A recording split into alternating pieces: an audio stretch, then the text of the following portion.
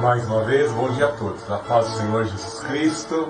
Vamos neste momento, na liturgia do culto aqui na Remanescente Cristã Filadélfia, ouvirmos a palavra de Deus. Amém? Vamos abrir nossas Bíblias novamente no livro de Hebreus.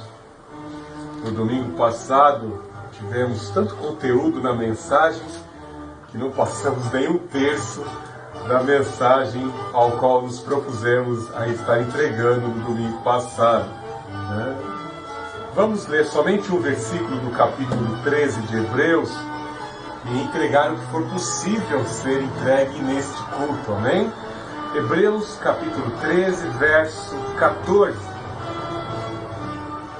Hebreus capítulo 13, verso 14. Pois aqui não temos cidade permanente, mas buscamos a que virá. Assim, por intermédio dele, ofereçamos sempre a Deus um sacrifício de louvor, que é o fruto dos lábios que declaram publicamente o seu nome. Mas não vos esqueçais de fazer o bem e de repartir com os outros, porque Deus se agrada de tais sacrifícios. Deus Altíssimo, Deus de amor, Deus de poder, obrigado por esta palavra, obrigado por sermos teus filhos. Te louvamos, te exaltamos e te engrandecemos. O Senhor tem cuidado de nós. Em nome do Senhor Jesus Cristo, eu te suplico mais uma vez, usa a minha vida, os meus sentidos, eu os coloco à tua inteira disposição para a pregação e exposição do teu Evangelho nessa manhã. Em nome do Senhor Jesus Cristo, pelo poder do Espírito Santo, em nome do Senhor Jesus, que todo espírito imundo, contrário à pregação do Evangelho, seja repelido e afugentado agora, em nome do Senhor Jesus Cristo.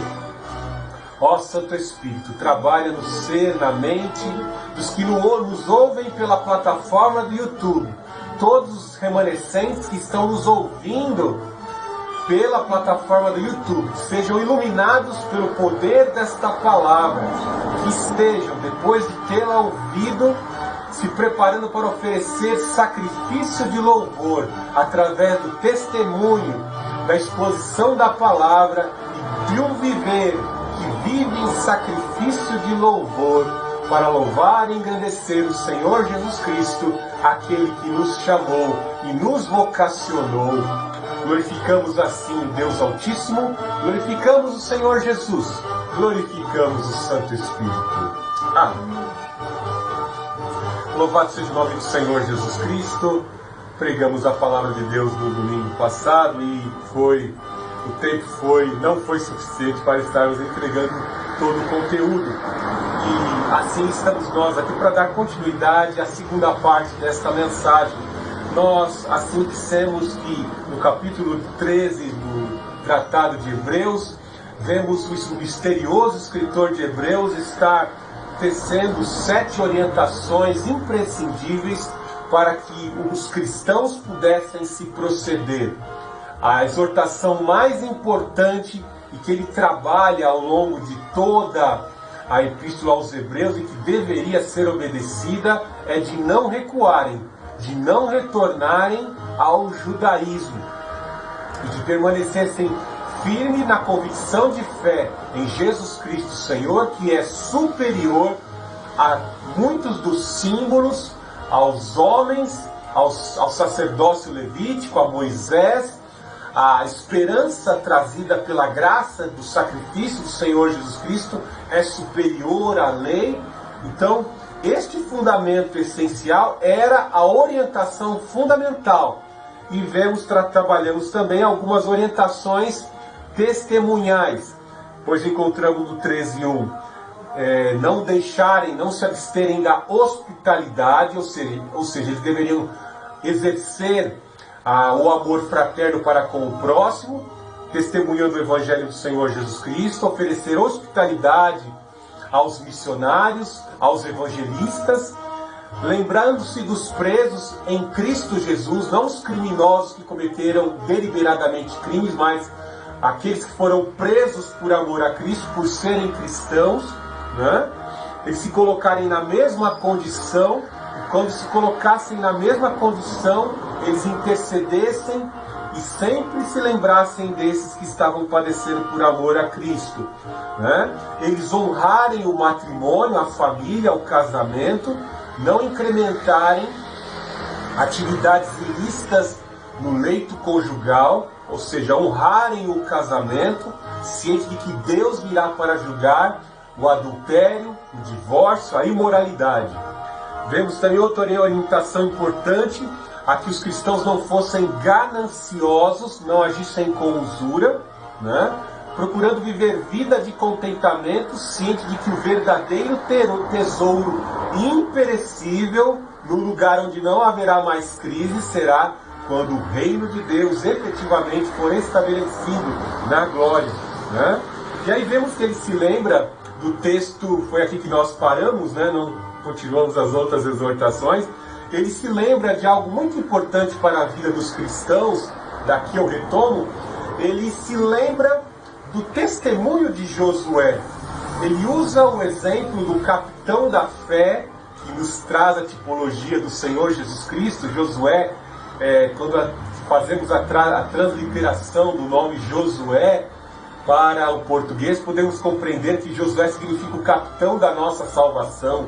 Deus, Javé, é salvação. E ele se lembra, dá-se a entender que ele se lembra, o escritor de Hebreus se lembra do livro de Josué como um todo. Ele se lembra aí do capítulo 23, especial, verso 14, né? Nunca te deixarei, jamais te desampararei. No capítulo 1 também há uma reafirmação, capítulo 1 de Josué também há uma reafirmação, demonstrando que o Senhor capacitaria Josué a ser um conquistador, né? Algo importante nós trazermos tanto para aquela época como para os dias de hoje, que o Senhor, Ele nos acompanha, Ele jamais nos abandona. Às vezes nos deparamos na trajetória da nossa vida, em algumas fases da nossa vida, alguns gigantes, algumas muralhas, algumas situações intransponíveis diante da nossa capacidade. Mas quando nós temos uma convicção de fé, como Josué e Caleb tiveram, os gigantes serão pequenos, porque maior é o que está conosco do que aquele que está no mundo. Quando lemos, temos a convicção de fé no Salmo 91, nós avançamos, porque o maior de todos está conosco. Se estamos alinhados a este Deus, em santidade, em convicção de fé, humildemente suplicando, o Senhor nos dá a vitória. Quem nos separará do amor de Cristo?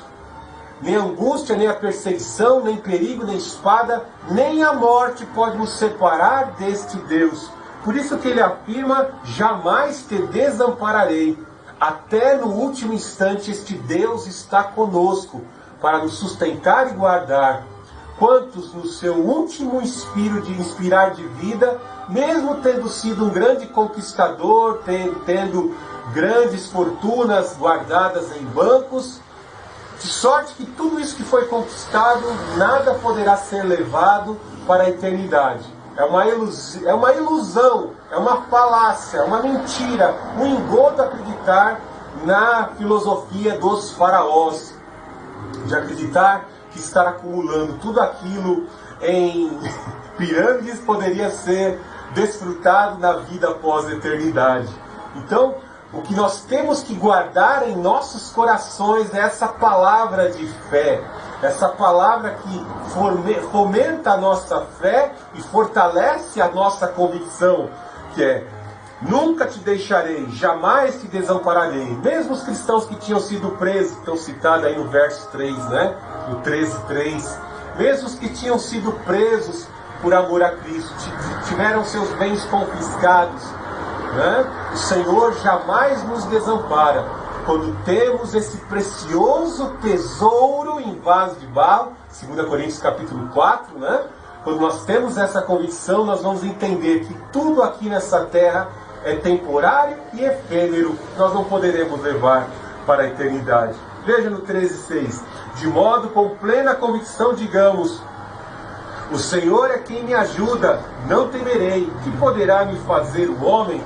Veja que ele se lembra de Josué capítulo 1, Josué capítulo 23, do livro de Josué. Ele também se lembra do Salmo 118, verso 6, né? em que Davi fala: o que poderá me fazer o homem, né? Às vezes eu vejo que nas Olimpíadas ocorrem aí os combates, né, de jiu-jitsu, de algumas lutas de artes marciais, e aí às vezes olhamos para a estatura dos oponentes, dos combatentes ali, e logo imaginamos que talvez o maior, que seja mais forte, vai ganhar daquele que é mais franzino, um pouco mais franzino. Nós sempre olhamos para a questão do tamanho, nós mensuramos o tamanho e a dimensão dos oponentes para determinar o grau de fraqueza, de força e de força. Nós às vezes olhamos para pessoas tão pequenas, né? E às vezes desmerecemos. Yuri Bezmemov, que era um ex-agente da KGB, certa vez trazia uma lição muito interessante, né? Mostrando que existe a necessidade de termos sabedoria para vencermos certos oponentes, principalmente quando um oponente é franzino e o outro oponente é gigantesco e dotado de maior força. Aquele que é dotado de maior força poderá pensar assim: com um só golpe eu destruo essa pessoa franzina. E o Yuri Bezmemov, falando de artes marciais de defesa, disse: se você é franzino e não pode com aquele gigante, na hora que ele vier te golpear, rapidamente tome sobre os braços dele com força, na hora em que ele desferir o golpe, e use a própria força dele para levá-lo ao chão, para conduzi-lo ao chão ou contra a parede, para que ele mesmo, com a sua própria força, se esborrache no chão ou se arrebente contra a parede. Muitas vezes é necessário saber brigar e aplicar a força do que ter muita força e não saber bater, né?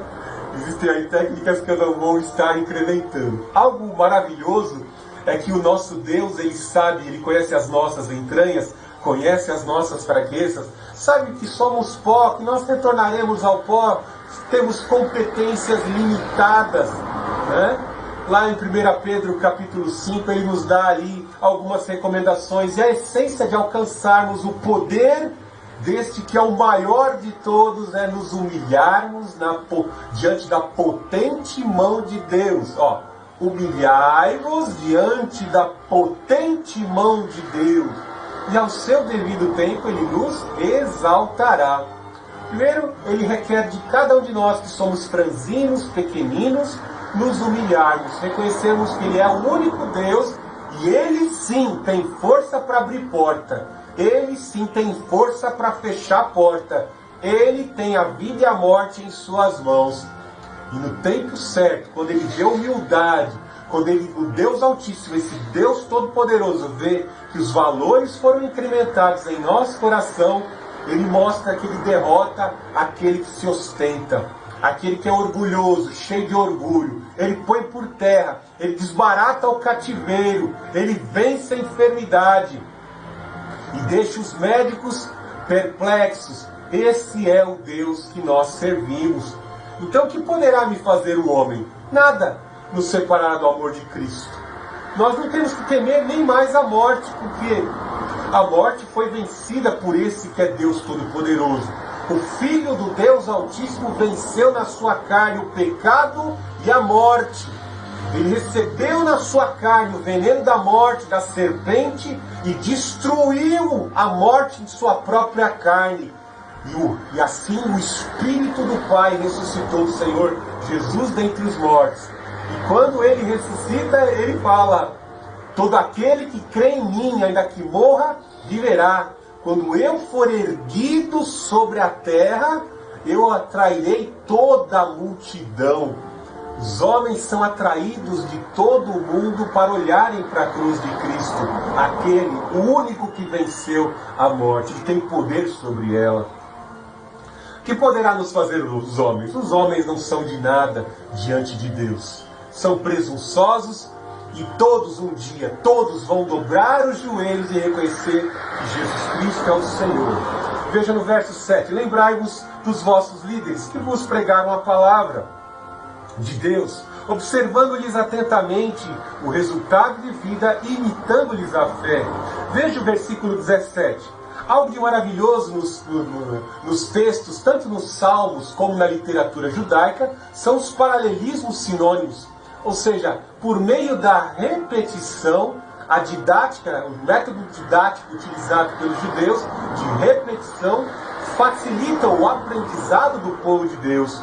Ele repete essa ilustração de olhar para os líderes que morreram em prol da causa do Deus Altíssimo para estimular a fé dos cristãos.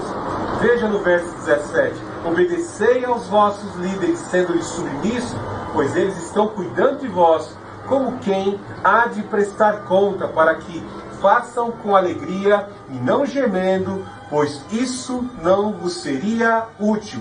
Existe uma certa semelhança aqui, porque de certa forma está levando os daquela época e aos dos dias de hoje a olharem para as lideranças. O Senhor Jesus Cristo disse: olhai para as árvores e para os frutos que elas produzem, porque os frutos vão mostrar a qualidade de árvore que é a pessoa. Tem pessoa, como diz lá no Hebreus capítulo 6, né? Tem um coração que é terra improdutiva, né? Produz ervas e abrolhos, né? Nós vemos o texto do Senhor Jesus dizendo que Ele é a videira verdadeira, o Espírito do Pai é o podador dos ramos dessa videira que somos nós. O Espírito do Pai poda os ramos da videira para que possamos produzir frutos produtivos. Então nós somos árvores que temos que produzir bons frutos, os frutos do Espírito, a resignação, a longanimidade, a paciência, a virtude, a ciência, a sabedoria, a fidelidade dos valores cristãos em nós enxertados. Tudo isso nos torna uma árvore bonita. E quando possuímos esses frutos, essas qualidades em Cristo Jesus, como diz o apóstolo Pedro na segunda epístola, capítulo 1, isto garante a nossa entrada no reino dos céus. Então, os verdadeiros filhos de Deus só poderão entrar no reino de Deus se possuírem os frutos do Espírito. Está cheio de crente, cheio de dons do Espírito que estão sendo usados. Ser usado pelo Espírito Santo não é garantia de salvação.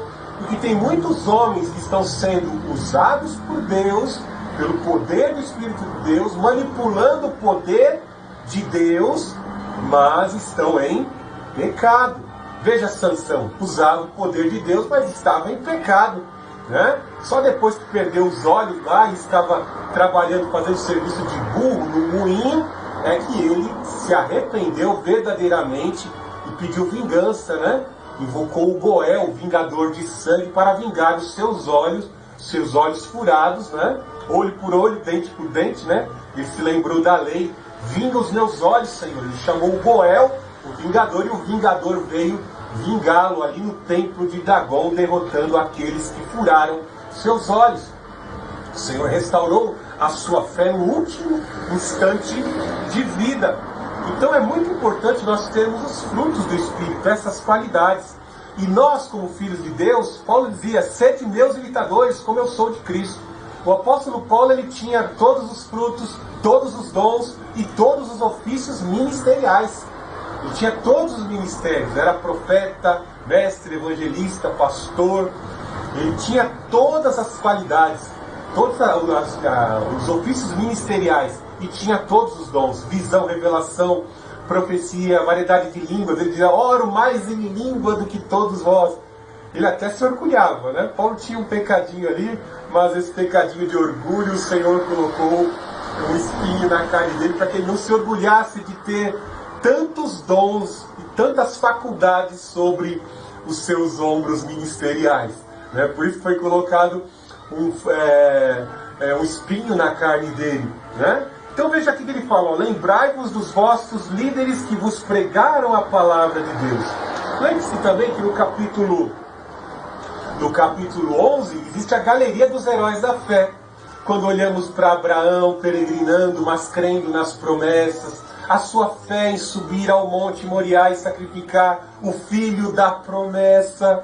Vemos Moisés, os momentos em que ele peregrina no deserto conduzindo o povo. Serve muito de exemplo para nós pastores, para perseverarmos e sermos atentos à lei, para não pecarmos nas águas de Meribá, né?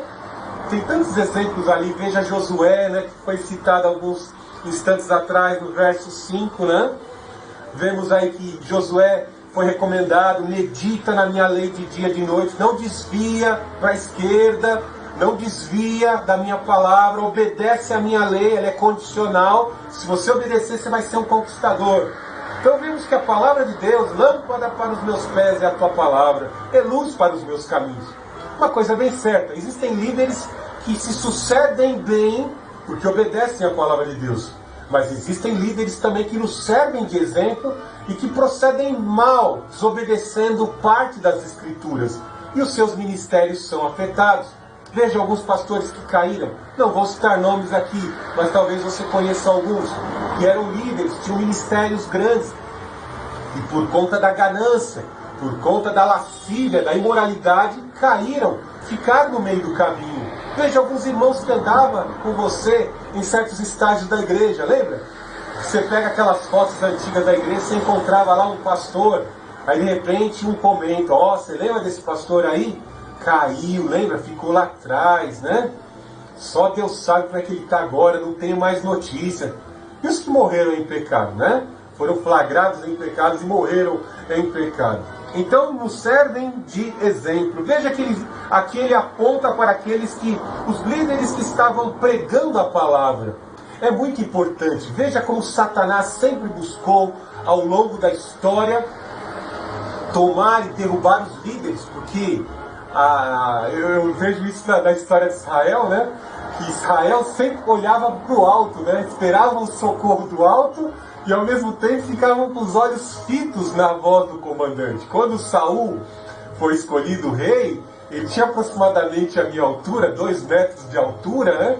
E ficava fácil para os soldados acompanhar o rei nas batalhas, porque ele era o mais alto, né? Dos ombros, todos os soldados atingiam o seu ombro, né? Então era fácil ouvir voz de comando de um rei que tinha estatura elevada, né? Então os líderes têm essa finalidade de terem voz de comando, um cajado em suas mãos para cuidarem das ovelhas. Aprendam a ouvir, sejam disciplinados a ouvir os líderes e assim contextualizarem o que eles estão dizendo com a palavra de Deus, discernindo com a palavra de Deus o líder e o que está contido na palavra de Deus que está sendo pregada. Veja que ele falou, observando-as atentamente o resultado da vida, imitai-lhes a fé. Os apóstolos foram mortos, trucidados, somente João teve uma morte de velhice, mas passou terríveis infortúnios e aflições na ilha de Patmos, onde foi exilado. E no exílio lhe foi revelado o Apocalipse. Então os apóstolos foram martirizados, eles irrigaram a terra, o solo evangelístico com o sangue, seu próprio sangue. Como eu disse, o apóstolo Paulo declarou na sua carta, em uma de suas cartas, estou prestes a ser derramado como oferta de libação pela pregação do Evangelho. Assim como o Senhor Jesus Cristo derramou a sua alma na morte, para que você pudesse ter vida. Derramou a sua alma na morte, derrotou a morte na sua carne e ressuscitou, derrotando, triunfando sobre o pecado, a morte e trazendo a você a esperança de vida eterna. Olha que coisa maravilhosa, né? Então, o Senhor Jesus, os seus apóstolos, os reformadores, os missionários da Assembleia de Deus, os missionários que estão hoje lá na África, nossos irmãos espalhados pelos 4 cantos da terra, os missionários que vivem na clandestinidade, na janela 1040, nos servem de inspiração. E nós devemos olhar para esses que vivem desprendidos do mundo, sem ganância, não são usurentos pelas coisas dessa terra, vivem uma vida de abstenção e por amor ao Evangelho estão prontos a sacrificarem as suas vidas. Isso nos serve de ilustração para a vida, principalmente numa fase como essa de confinamento, que você pode ter muito dinheiro na conta, né? E você está aprendendo a viver com pouco, com o necessário. E eu te falo, se esse confinamento perdurar, se o confinamento total se perdurar, as atividades econômicas vão ser impedidas, a produção vai diminuir e poderá haver crise de abastecimento. E se houver crise de abastecimento, você pode ter dinheiro, mas não vai ter o que comprar. E o dinheiro, que é moeda de troca, que é instrumento de troca, não vai te servir para comprar mais nada. Então, é uma hora de você refletir sobre isso, né? Jesus é o teu maior tesouro. Nem só de pão viverá o homem, mas de toda a palavra que sai da boca de Deus. Então veja aqui, ele reafirmando a fé, né? Veja, vamos pular aqui no versículo 17, antes de entrar no 8. 17, obedecei os vossos líderes, sendo-lhes submissos, pois eles estão cuidando de vós, como quem há de prestar conta, para que façam com alegria e não gemendo, pois isso não seria útil. Veja a importância de estar orando e intercedendo pelo seu pastor. Ele é o seu líder. E geralmente, como eu disse, os inimigos da igreja sempre vieram para matar o líder. Como Anás e Caifás tramaram. É melhor que a gente sacrifique esse tal de Jesus de Nazaré para que uma nação seja salva, para que haja paz, né? Veja a corrupção dos sacerdotes. Queriam matar o Senhor Jesus Cristo para que eles pudessem manter as suas atividades ilícitas, né? Mataram o Filho de Deus. O pastor será ferido e as ovelhas ficarão dispersas. Aí eles foram, depois que a igreja foi instituída em Pentecostes, 50 dias após a Páscoa, nós vemos que eles foram lá para capturar Pedro e impedir o líder da igreja em Jerusalém de pregar o Evangelho. E foi assim com os apóstolos, começaram a perseguir. Só faltava um apóstolo, que era João. Levaram João para o exílio. Vamos levar ele para o exílio e assim ele cala a boca. Que nada. Lá no exílio, Deus revelou os mistérios vindouros, o Apocalipse que temos hoje a João. Então é assim que eles fazem. Então, o diabo sempre vai tentar deter os líderes para que eles não nos sirvam de ilustração. Lembre-se sempre disso. Os líderes, eles podem, através de sua vida e do testemunho, inspirar a tua vida a copiar os atos deles, ou eles podem, por pecado também, nos exortar para que não venhamos a brincar com Deus e nem com as suas coisas. Com Deus não se brinca, não se pisa no sangue, nem se zomba do Espírito Santo, explorando e agindo, enriquecendo ilicitamente com o poder que Deus nos dá. Amém? Veja que ele fala algo importante: esses líderes vão prestar contas. Lá em Tiago nos diz que vós, mestres, serei réu do mais duro juízo. O Senhor Jesus Cristo disse: a quem muito é concedido, muito será requerido. Ou seja, a você que foi concedidos muitos dons, ministérios, posições, tudo isso será incrementado no dia do juízo, no dia do tribunal de Cristo, onde todos os líderes, a igreja passará pelo julgamento de obras. Sem contar no grande trono branco, em que talvez os que perderam o arrebatamento, perderam o tribunal de Cristo, ali serão julgados no último dia por terem desperdiçado o que o Espírito Santo concedeu quando eles viveram nessa terra, né? Vão prestar contas para que façam com alegria e não gemendo, pois isso não vos será útil. Será digno de galardão aquele que, como o apóstolo Paulo, na sua carta a Timóteo, alegrai-vos, alegrai-vos. Veja que ele sabia que ia morrer, ia ser entregue como oferta de libação pelo Evangelho, mas ele estava feliz, porque eu cumpri a carreira, eu fiz como o Senhor me ordenou, eu procurei, eu me esforcei, esbofeteei meu próprio corpo, me abstive da posição que eu tinha e que me gerava orgulho para, em detrimento de mim mesmo, poder servir em humildade ao Senhor Jesus Cristo. E quando nós fazemos dessa forma, nos desprendemos do mundo e fazemos com alegria, em todas as coisas fazemos para o Senhor, será digno de galardão. Agora, fazer a obra de Deus gemendo, né, de forma arrogante, o Evangelho depende de mim. Teve um grande evangelista aí que dizia que o Evangelho dependia dele. Deus levanta quem quiser, meu amigo. Deus levanta quem quiser, levanta até um jumento. E é mais fácil as pessoas acreditarem num jumento falando, que é impossível um jumento falar, do que acreditar em você, que acha que o seu conhecimento, pela sua formação, Deus depende de você. Deus depende de ninguém. Levanta as pedras.